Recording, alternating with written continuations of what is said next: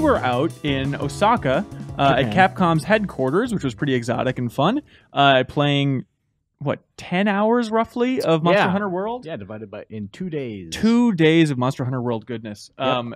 And so it was a very intimidating cover story. I don't know if I've been this worried about a cover story in a long time, just because that fan base for Monster Hunter is dedicated.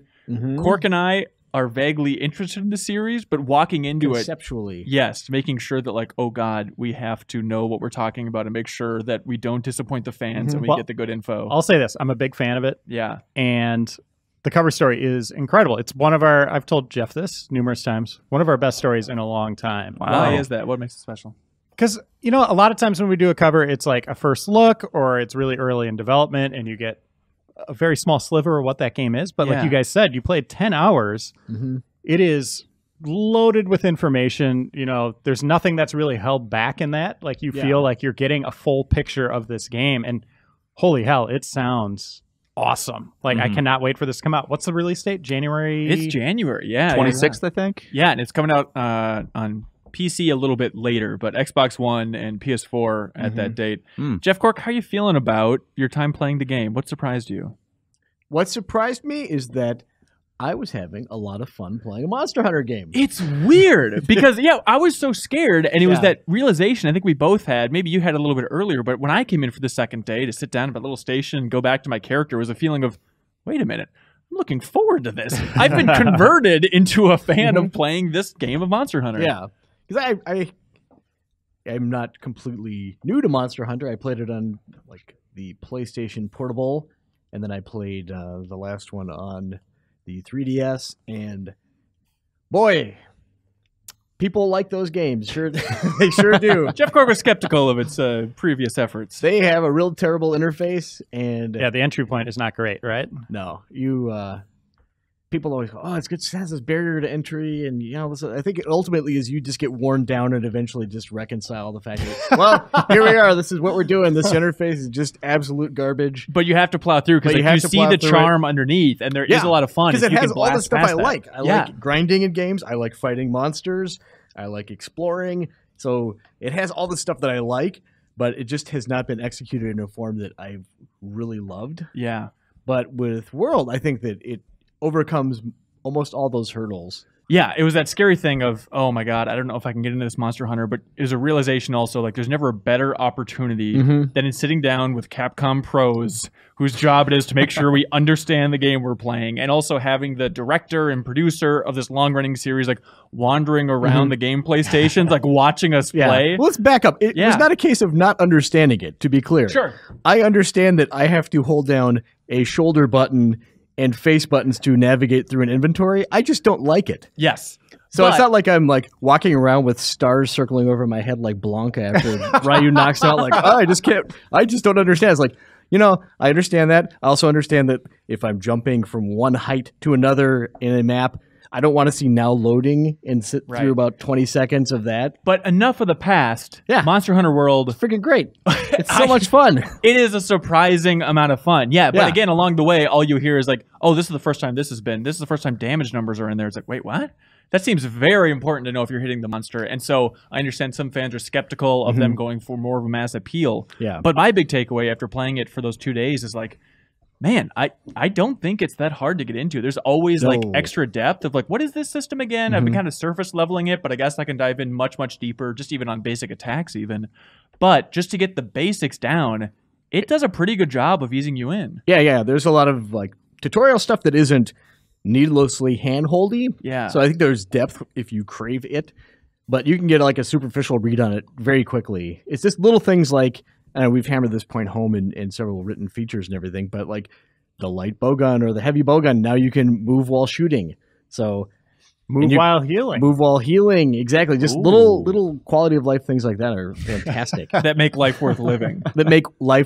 Yeah, I was really worried. Also, just trying to find the right weapon too, because when you're like playing Monster Hunter realistically for the first time, it's like, all right, I guess I'll go katana, then I'll go greatsword. Eventually, my eyes were opened. The insect glaive is the coolest weapon. Just weird acrobatic spear with a little bug buddy that you send out and get perks. Like, it is the coolest concept, and I'm so hooked on it now, and I'm really excited about this. So also the takeaway after all that time playing is like, man, I think this is fun. I can totally see myself playing a lot of this. So much of it comes down to, can I convince a group of friends to play this with me? And I feel you don't have to. Why is that, Reiner? Because it is a worldwide matchmaking system, and you can shoot up a flare at any time and have randoms join you. Absolutely. Ooh. But you would agree. I mean, you've played with friends in previous you Monster have Hunters. to. Yeah. Okay. I mean, that is the prime way to play it, right? Like, this is kind of like if you have an Overwatch group or Call of Duty group, you could bring that over and spend day after day after day, hundreds of hours with your friends playing this game, right? Yeah. And really building up a story arc within, this kind of confined game itself. Yeah, absolutely. And so we played throughout kind of two big maps out of the gate. We started with the beginning of the game, which they showed at TGS if you want to see what that's actually like. It's like character creator, which is surprisingly wide in terms of options there, and it looks surprisingly good too. You can make something that does not look like a monster very easily. Like whenever my character popped up on a cutscene, I didn't recoil in horror, as is often the case with like user created characters. Yeah, they don't look weird. Yeah, and so you start out in ancient forest for a little bit, and then we went on into the waste area, which is a little more deserty, although there's kind of like a muddy area as well where you fight the giant fish monster and whatnot. But then we also came back for a third day and saw the developers show off a little bit of the Coral Highlands, which they've kind of teased in trailers. They've shown a little bit at TGS as well, but kind of went into a deeper dive on the design of that place, which looks amazing. It's basically like a coral reef, except there's no water. You can just kind of run around it, and a bunch of crazy monsters in there, some of which we also got kind of like a deep dive on the design process of. We're going to be rolling that out throughout our month of coverage. What stood out about like interacting with the developers, Cork? What'd you learn about Monster Hunter's development? I don't know what you want from me here. They were all very nice. We talked about Monster Hunter. I mean, they put a lot of thought into things, so it's not just like, hey, let's make a freaky looking monster. Like, they try to figure out where everyone fits within the ecosystem, which is kind of like the prevailing point they're driving home, is that this is because there aren't loads between the maps. They want to kind of create environments that make sense. They're really nerdy about the full ecosystem, where I think as an outsider, I think Cork and I were even joking ahead of time, like, it's just a bunch of dinosaurs. We get it, but it's like, oh no, this is very specific. Yeah, they've been working with this stuff for a long time now. I know you're less interested in this than I am, but I feel like a narrative coming out of E3 was people being like, oh, Nintendo, oh, they've abandoned the 3DS. What are they going to do? But realistically, they were talking to the producer about it. The way they put it is like, yeah, we just wanted to make one for the consoles. Yeah. We wanted to target high-end specs. That's why we went for PS4, Xbox One, and eventually PC here. But the producer Ryozo even said, like, working with Nintendo's not off the table in the future. It's just for this specific Monster Hunter world, we want to go for the highest-end consoles available. Yeah, did you ask him about Double Cross at all? No, that's the Switch port. It's kind of like an advanced port that's on Switch over there in Japan. Yeah, I know they publish it, but I think Nintendo had a deal here with the state one or something, so it might be on Nintendo. I don't know. So it's not announced for the West, and I don't know if it ever would be, or if they would just end up making a completely new game, like a sequel more to Generations maybe for Switch. Who the hell knows? Because the way they're pitching this one is this is kind of this real successor to 4. I understand Generations has a lot of fans, but kind of like they see 4 as the branching off point for Monster Hunter World. So fighting big things, grinding, making cool looking gear. Right. Is that basically the hook? Was there anything else that was surprisingly addicting or enjoyable about your time with the game?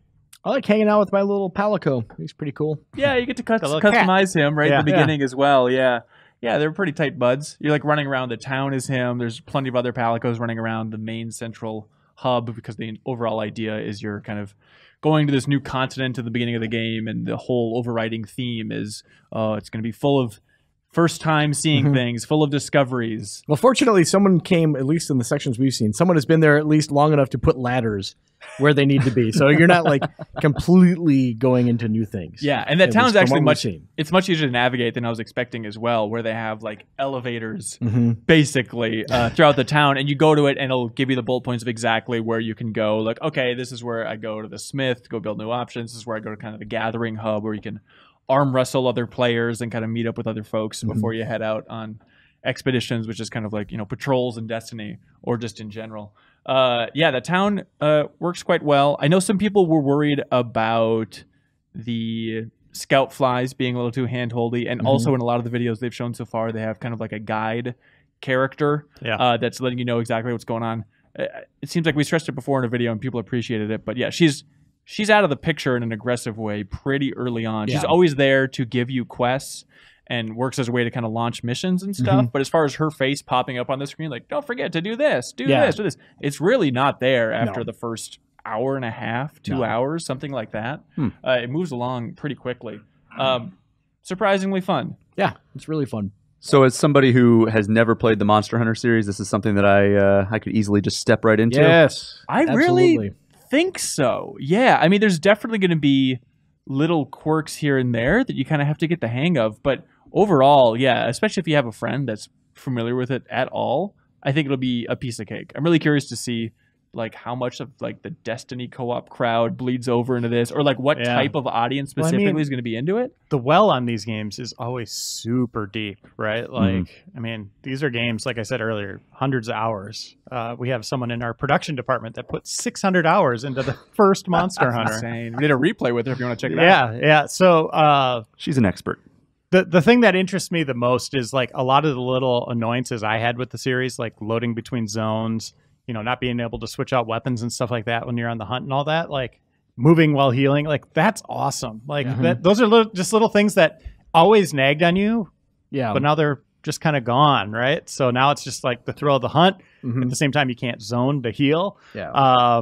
You're always going to be maybe getting hunted yourself at that time when you're in trouble. So I'm excited about all that. And then just the idea of shooting up a flare. If like, let's say we're a party and Jeff has to go home to do something, we can shoot up a flare and have someone else join us. That's super cool. Yeah, definitely. Mid fight too.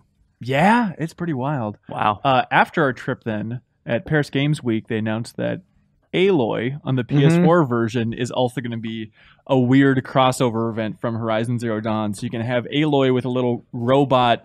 What are the Snatchers? What are the little dinosaurs called in Horizon Zero Dawn?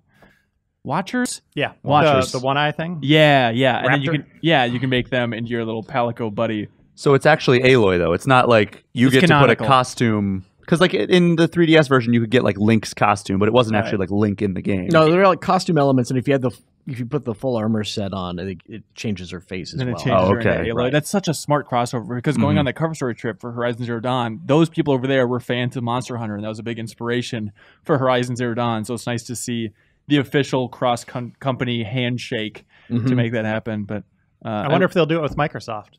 Alan Wake. Oh man, I hope you're ready. Forza. I think it's Spawn on the Xbox version. They're gonna Who would it be? Maybe like Marcus Phoenix with like some kind of chainsaw. I can see Marcus Phoenix. Master Chief. I mean, that's Recore protagonist. Oh man, they just gotta let that game go. They just gotta let it go. Phil Harrison. Who knows? Lucky from Super Lucky's Tale. Yeah, we're gonna have a lot of content rolling out, a lot of videos, insight from developers and stuff, and that's gonna be at GameInformer.com/Monster Hunter throughout the month. Stay tuned for that, Jeff Cork. All right, I will. Wahoo! Thank you so much for watching this excerpt from the Game Informer Show podcast. You can subscribe to the audio version and listen to new episodes airing every Thursday. We cover big games on the horizon, games that we've just reviewed. We have long-form developer interviews, a lot of fun stuff. So check it out every Thursday.